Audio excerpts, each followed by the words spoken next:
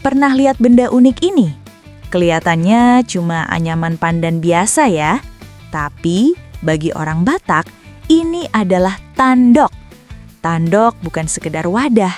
Ini adalah mahkota para inang saat pesta adat.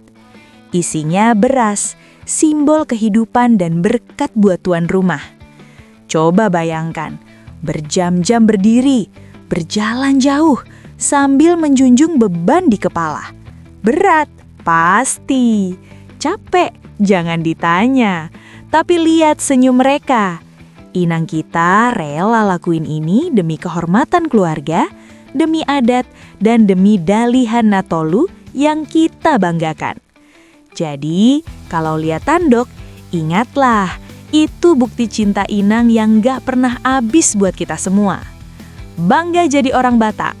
Horas!